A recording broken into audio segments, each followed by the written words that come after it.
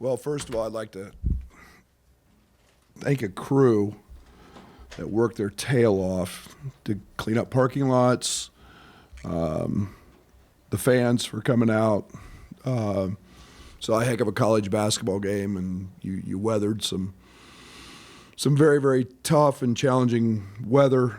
And then hats off to Fred and their team. They were terrific. They stress you in a lot of ways. They're very, very old, and they play like that. They don't get rattled either way. They're so connected on the defensive side, and they just don't make very many defensive mistakes. They sting their switches. They call out. They're a great communicating team.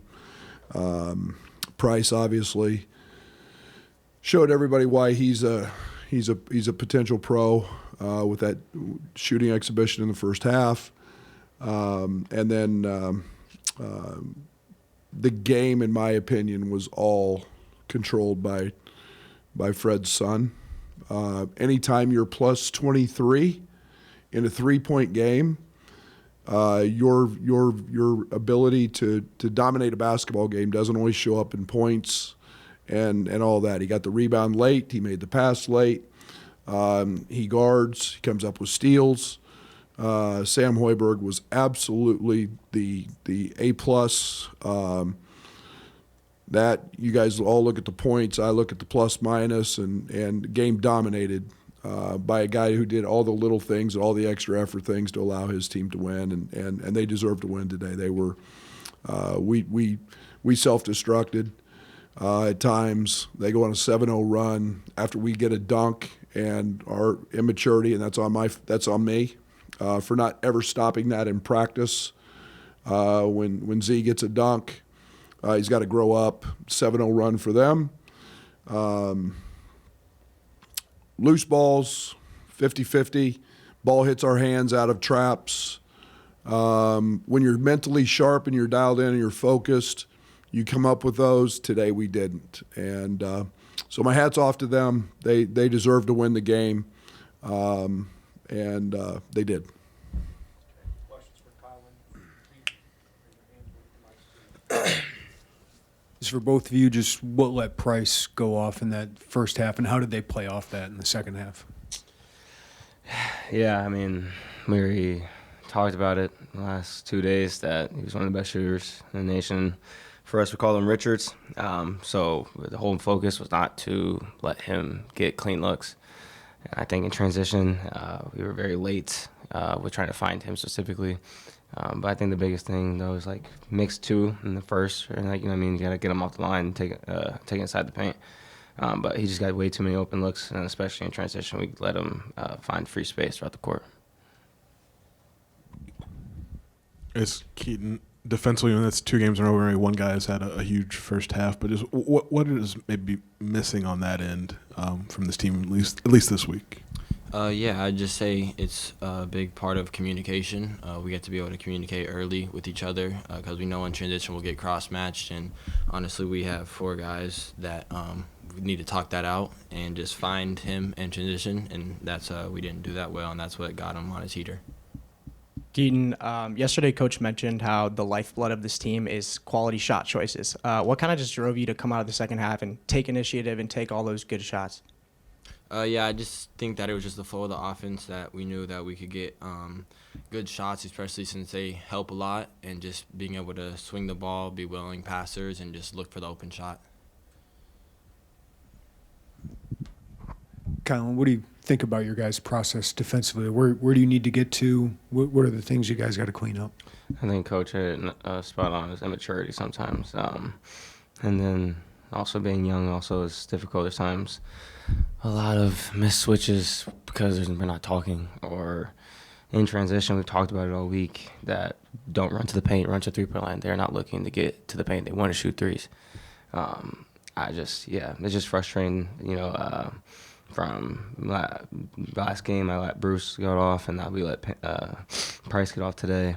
We just got to fix those things, and then, like Coach said in the huddle, it's the details.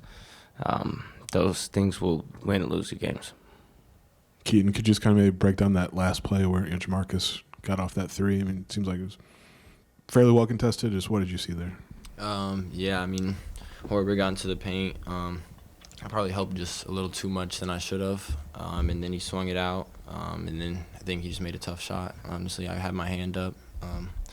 Probably could have maybe got a little bit tighter on him with the time being. But, yeah, he made a tough shot over a hand.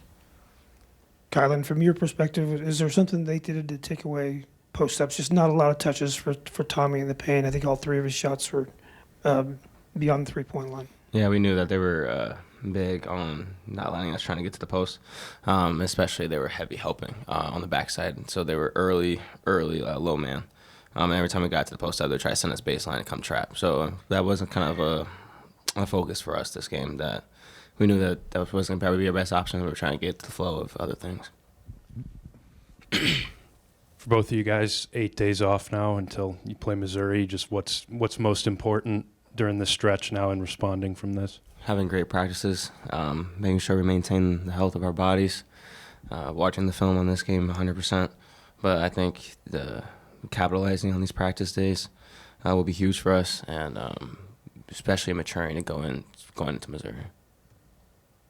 Keaton, I mean, there's obviously 18 more Big Ten games to play, but what did you maybe learn about this team with the first two this week? I think I learned that I've known this from the start, but we're really good, and that we're going to get to a point where, we'll win these types of games. We'll get down to these end of stretches because, every Big Ten game is going to be a tough game, and we'll get down and we won't make mistakes as many as we did late this game, and we'll win these games.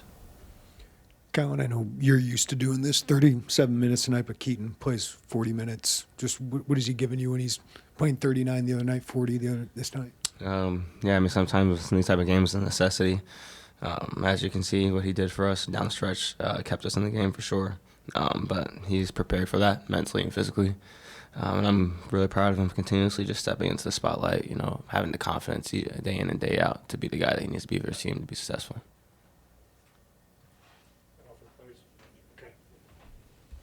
Thank you. See you guys.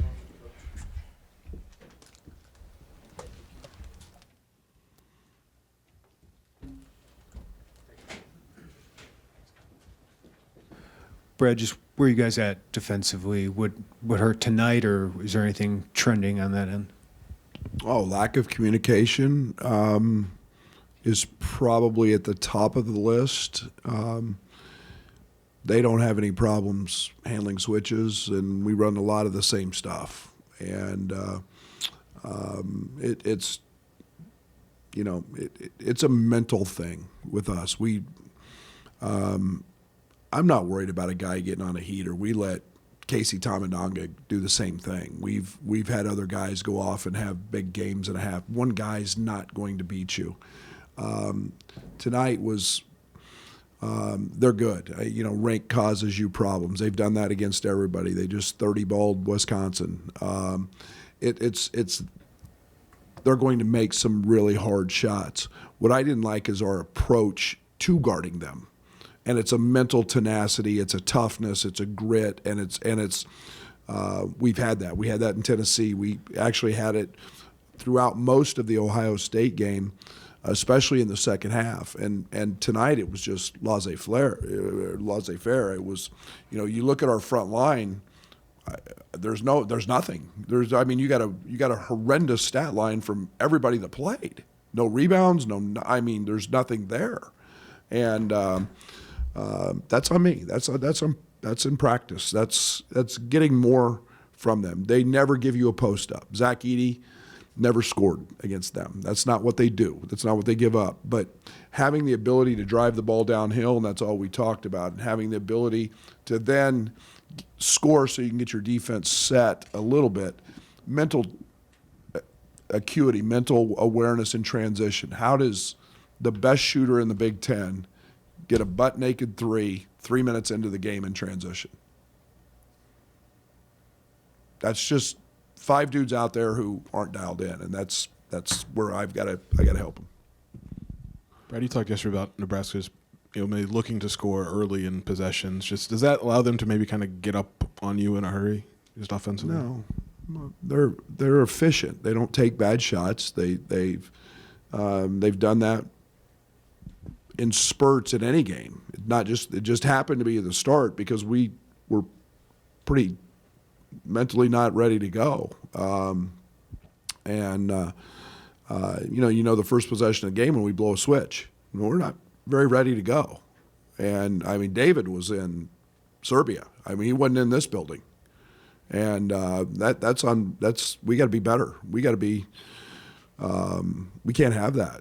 And I'm just really disappointed in our mental approach to how we handled this game and the effort that it takes to win a Big Ten game. And that's not very good practices, and that ultimately falls on me. Coach, as you said, they take away the post, but do you want to see Tommy more aggressive, looking for scoring opportunities? Not in this game. We want him to be a receiver, a passer, a ball mover, shoot open threes. There was a post-up play in the first half where we held the ball. Kylan held it on the wing for about 5 seconds, looked at him because he had Sam on him, the guy right behind him. We threw the ball to Andre. Andre threw it right back, looking for a post-up. You're not going to get that. It's about next actions. It's about moving. We told these guys they weren't going to get those. If they got them, it was going to be on a short roll. Z misses a dunk on a short roll, on a post-up. Those are the things that were there, but strictly post-ups against these guys are a waste of time. Coach, you talked yesterday about Andre's desire to get better on the defensive side and the rebounding side of things. Obviously, he finished with 10 rebounds today, but how would you assess his defensive effort today? Yeah, better. I'm not